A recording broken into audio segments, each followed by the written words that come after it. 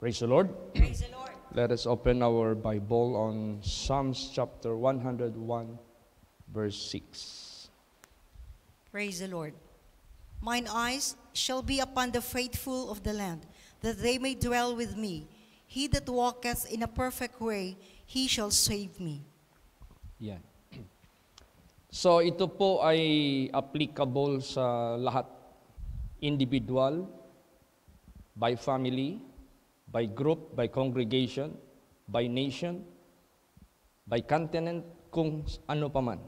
Mine eyes shall be upon the faithful of the land, that they may dwell with me.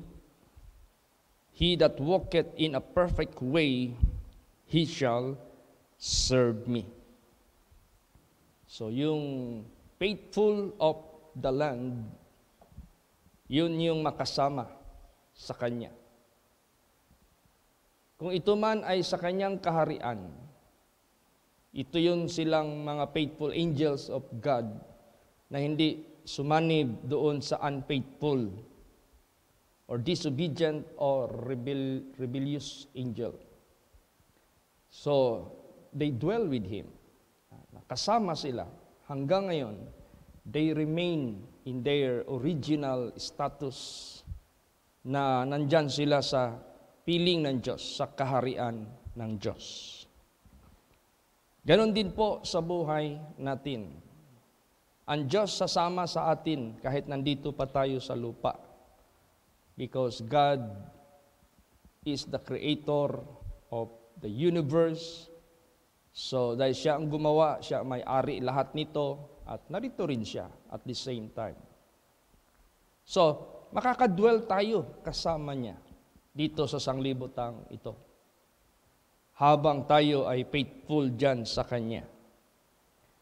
He that walketh in a perfect way, he shall serve me. Kung ang mga servants ng hari sa lupa, bago sila mag-serve sa Kanya, ay dumadaan sila ng screening, dumadaan sila ng training, dumadaan sila ng masusi na matatawag nating pagsasanay or training bago sila makaserve sa hari.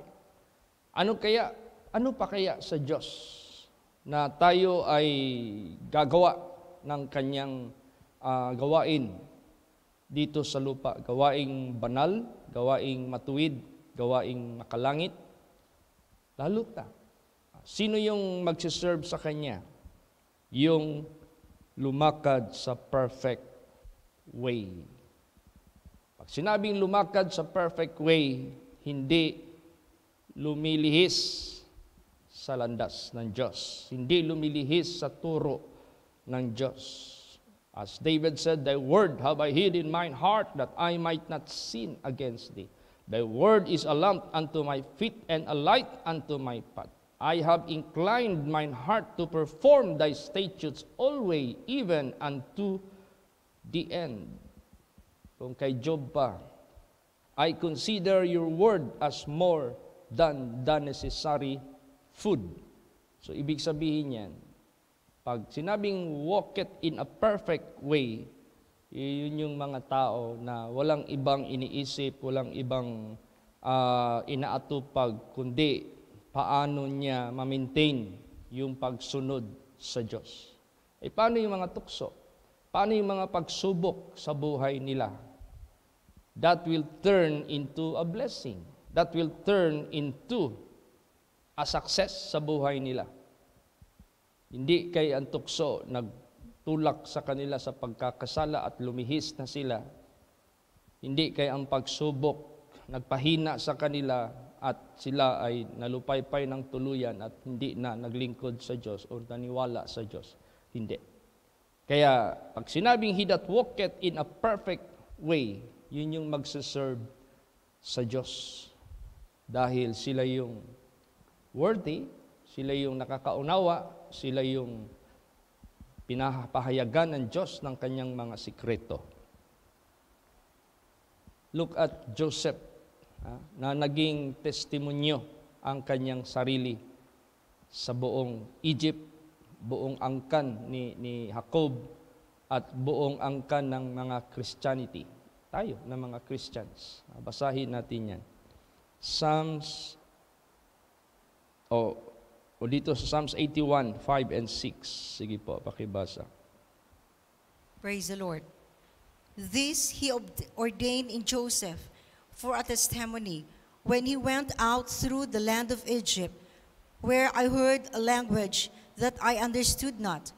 I removed his shoulder from the burden. His hands were delivered from the pots. Yan.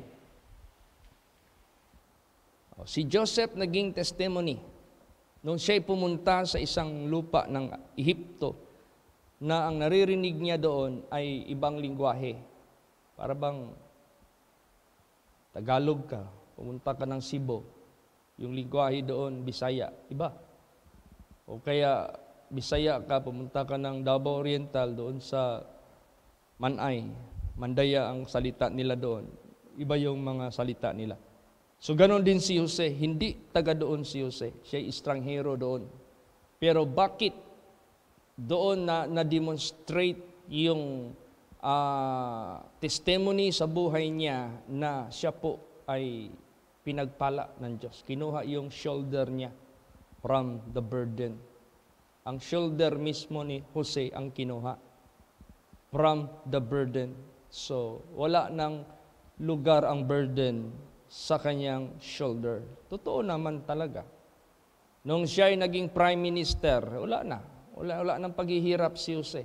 Ang ginagawa na lang niya, manage na lang niya ng manage. Dumating yung kanyang angkan, hindi siya nahirapan. Pakainin, hindi siya nahirapan. Patirahin, hindi siya nahirapan. Lagyan ng area sa Egypt. So, ibig sabihin yan, ito si Jose. Isa itong ihimplo ng Diyos na who walketh in a perfect way. Na siya ay nag-serve sa Diyos sa katuparan ng pangako ng Diyos kay Abraham na pararamihin ang seed ni Abraham. Pangako ng Diyos na i-bless niya si Abraham, pati ang mga angkan ni Abraham. Nangyari yan sa panahon ni Joseph. So, siya yung nag-serve sa Diyos to fulfill the promise of God. Kaya ganun din sa buhay natin. Ano may ipapagawa ng Diyos sa buhay natin para matupad yung pangako ng Diyos na nakasulat dito sa Biblia, then be part, no? Na maging kabahagi ka, na maraming taong maliligtas, maraming taong maliliwanagan, maraming taong mababago, maraming taong maligtas, makapag-endure hanggang sa wakas. Kaya ganon ka-importante dahil narinig ng Diyos yung iyak ni Jose. Iiyak lang natin yan sa Panginoon. Katulad sa nangyari sa kanya. Nagtrabaho siya doon dahil napapunta siya doon, hindi niya kalooban. Bininta kasi siya ng kapatid niya sa mga Ismaelites. Yun namang Ismaelites na nakabili sa kanya, trader, nagtitrading ng mga servants. Punta sila ng Ethiopia, punta sila sa Africa, kung saan-saan. Kukuha doon, bibili doon ng murang-mura ng mga servants. Pagdating doon sa Egypt, mahal na mahal ang benta nila, ay nadaanan nila si Jose na binibenta ng mga kapatid na bili. Hindi niya kalooban yun. Pero ganun pa man, in spite sa kanyang pagsunod sa utos ng Diyos, sa mga tukso na dumaan sa buhay niya, nakulong pa siya. Pagkatapos nakulong siya, nakalimutan pa siya ng butler. Pero pray pa rin siya. Ganun, ang mga righteous, hindi yan umaalis sa kanilang lakad sa katuwiran. Pag yan ay umiiyak, dinidinig ng Diyos yan. Praise the Lord. Basahin natin Psalms 34 verse 15. Praise the Lord. The eyes of the Lord are upon the righteous, and His ears are open unto their cry. Yan. The eyes of the Lord are open or upon the righteous. For what? Para sila tulungan. For what? Para sila pakainin. For what? Para sila protectionan. Para i-provide ang kanilang pangangailangan. and His ears are open unto their cry. Make your request be made known unto God. Cast your burden upon Him, and He will care for you. So, ibig sabihin yan, yung mga prayers natin na iniiyak natin sa ating Panginoong Diyos, kayang-kaya niya yan i-provide. No? Kayang-kaya niya yan tuparin. Kaya maganda talaga na huwag tayong makilos. Kailangan faithful tayo dito sa sanglibutan, sa mata ng Diyos, at huwag tayong lumihis sa Kanyang landas. Kayang-kaya ng Diyos kasi natin na gawin yung ating pinipray sa Kanya. I-commit lang natin sa Panginoon. Lahat naman ng mga pastors, may kanya-kanyang problema sa kongregasyon. I-pray mo. Lahat ng mga pastors, may kanya-kanyang pangangailangan sa ministry. I-pray mo. Lahat ng mga membro, may pangangailangan sa sarili. I-pray mo. Lahat ng mga magulang, may pangangailangan sa mga anak. I-pray mo. Lahat ng mga professionals, may problema din sa pagtrabaho. I-pray mo. Lahat tayo, basta matuwid lang tayo sa mata ng Diyos, pray tayo ng buong puso. Diringgin niya ng ating Panginoong Diyos. At siya yung able na makagawa. Praise the Lord. Basahin natin 2 Corinthians 9 verse 8. Praise the Lord. And God is able to make all grace abound toward you, that ye always having all sufficiency in all things may abound to every good work. Yes. Able siya na makagawa sa lahat ng biyaya na magsagana sa iyo. Para kayo ay laging mayroong kakayahan sa lahat ng mga bagay. Ano yung gusto nating kakayahan sa lahat ng mga bagay? Kakayahan tumulong. Kakayahan mag-preach sa mga pastors. Kakayahan na mag-pray ng mga sakit na gumagaling. Kakayahan na mag-cast out ng mga masamang espiritu para lumayas. Kakayahan na mag-advise sa mga kaluluwa na nanglulupaypay. Kakayahan para sa ating pangangailangan. Kakayahan para bayaran ang ating mga dues, monthly dues. Kakayahan para tayo ay magbiyahe saan man tayo ipadala ng Diyos. So, God is able to make para tayo mag-abound always and having all sufficiency and every good work. Praise the Lord. Ang ganda ng ating magiging kapalaran pag yan ay nangyari sa atin. Ito kasing ginagawa natin ngayon. This is a matter of faith, pananampalataya. Kasi mga bagay-bagay na hindi natin nakikita, pero tayo ay umaasa na diringgin tayo ng Diyos.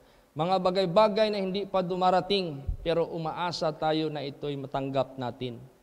Kaya itong faith natin ay atin itong laging ikondisyon dahil dyan tayo nakakapagbigay kalugod-lugod sa Diyos. Diha ta makahatag og kalipay sa Ginoo og ang Diyos malipay gani na sa ato.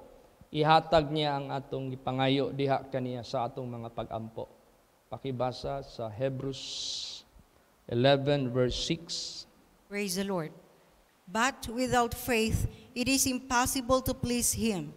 For he that cometh to God must believe that He is, and that He is a rewarder of them that diligently seek Him. Yan. Pag humingi ka sa Panginoon sa prayer, pag nanampalataya ka sa Diyos sa Kanyang mga pangako, asahan mo na matanggap mo yan para hindi ka na magtaka, para hindi ka na parang hindi ka maniwala, para hindi ka na sabihin na parang estranghero sa iyo ang pangyayari. No. You have to expect it, you have to hope for it, and wait for it, and you will receive from God. Talagang ibibigayan ng Diyos sa buhay po natin. Tinan mo si Abraham. Nagsimula siyang nag-iisa na kinausap ng Diyos. Ano ang pangako ng Diyos sa buhay niya? Kahit hindi pa niya nakita ang fulfillment, pero nangyari. Because of his faith. Ganon din sa buhay natin. Yung pangako ni Lord Jesus kay Pastor Samuel Algabre, because he believed, kahit wala na siya sa physical, nangyari. Ganon din sa buhay natin. Yung bagay na pangako ng Diyos sa kaharian niya, kahit mawala man tayo dito sa physical, kung kalooban ng Diyos, mangyari yan, matupad yan sa lahat na sinabi ng Diyos. Because we believe. Kaya ganon ka-importante. Basahin natin anong pangako niya kay Abraham. Genesis 15 verse 1. Praise the Lord. After these things, the word of the Lord came unto Abram in a vision, saying, Fear not, Abram, I am thy shield and thy exceeding great reward.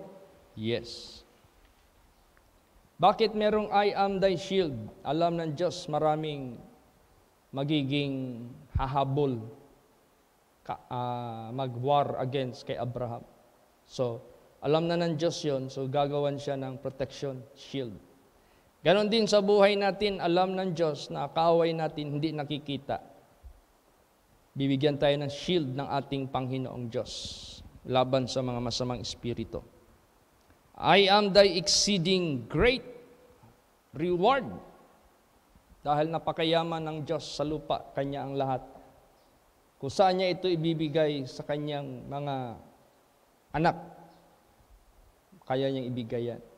Kaya sa buhay natin, relax lang. Ibig sabihin niyan, just believe. Kung ano man yung ipagkaloob ng Diyos sa buhay natin, be content. Kontento lang tayo. Sapagkat meron pang mas higit na mga malalaking bagay na ating matamo. Dito man sa lupa o doon man sa kabilang buhay. Kaya tingnan mo nung dumating na ang panahon na itataas na ng Diyos si Joseph. Akalain ba yan ni Joseph na mangyari sa kanya? Basahin natin paano nangyari. How it was. Genesis 41:37 hanggang 41. Praise the Lord. And the thing was good in the eyes of Pharaoh, and in the eyes of all his servants. And Pharaoh said unto his servants, Can we find such a one as this is, a man in whom the Spirit of God is? And Pharaoh said unto Joseph, Forasmuch as God had showed thee all this, there is none so discreet and wise as thou art. Thou shalt be over my house, and according unto thy word shall all thy people be ruled. Only in the throne will I be greater than thou. And Pharaoh said unto Joseph, See, I have set thee over all the land of Egypt. Yan. He become the chief governor, or he become the minister, chief minister of all Egypt. Ang Egypt noon, yan yung pinakamalaking, the first civilized country noon. Hindi basta-basta yan. Hanggang ngayon, yung mga pyramids nila, hindi pa yan nabubura sa lupa.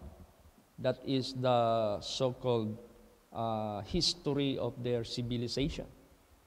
Hindi basta-basta. Kaya, automatically, miraculously, bigla siyang naging prime minister. So, kaya ng Diyos ang lahat. Bakit? Sino ba si Joseph? Kung tingnan mo yung background niya, pumunta siya sa Egypt, servant. Ano pa? Naging prisoner. Merong kaso.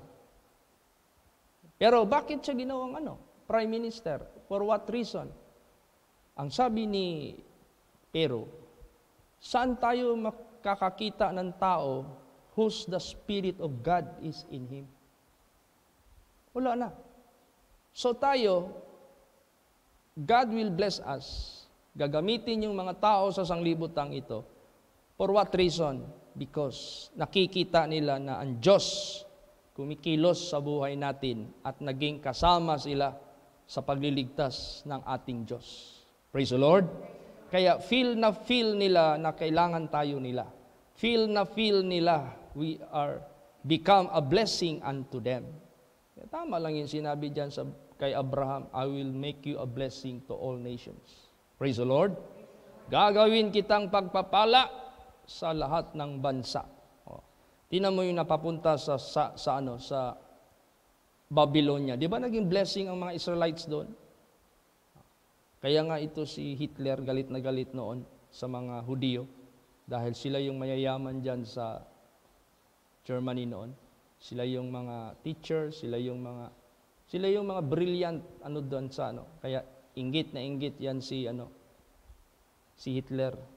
Si Hitler medyo bobo.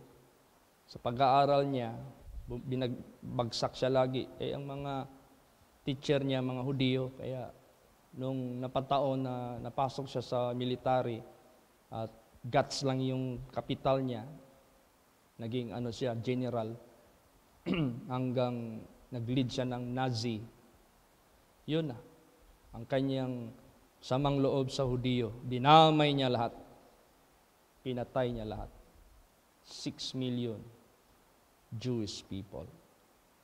Hindi basta-basta yan. Pero, ang mga anak ng Diyos, saan ka man pupunta, you will be a blessing to many places. Kaya, dahil ang Diyos sumasama sa atin.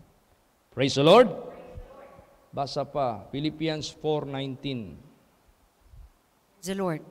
But my God shall supply all your need according to His riches in glory by Christ Jesus. Yes. God shall supply all your need according to His riches in glory by Christ Jesus. Ganun po. Yung kanyang ibibigay sa atin na provision, isupply, hindi lang yung material.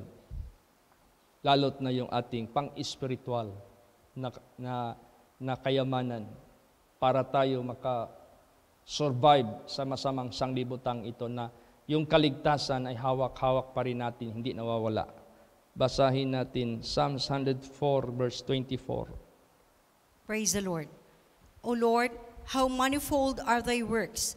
In wisdom hast thou made them all. The earth is full of thy riches. Yes. Manifold are thy works. How manifold, napakarami. In wisdom thou hast made them all. The earth is full of thy riches. Ibig sabihin yan, nasa kamay ng Diyos ang pagpapala natin. At ito ay ating tayuan dahil mahahatid pa natin ito sa sumusunod na mga henerasyon kung paintulot pa ng Diyos. Basa, Ephesians, last verse, Ephesians 2:7. Praise the Lord.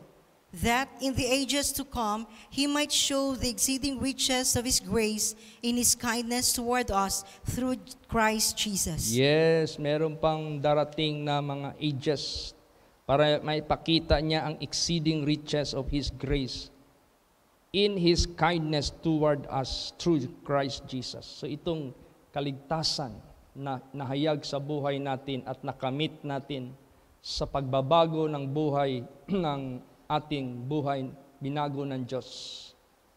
Niliwanagan ng Diyos. Mapapasa pa natin ito sa next generation para makamit din nila ang exceeding riches of His grace. Kaya, pasalamat tayo kay Lord Jesus sa Kanyang mga pangako na hindi niya pinifail itong lahat ay nangyayari. So, blessed is the man that walketh not in the counsel of the ungodly, nor standeth in the way of sinners, nor sitteth in the seat of the scornful, but his delight is in the law of the Lord, and in his law that he meditate day and night.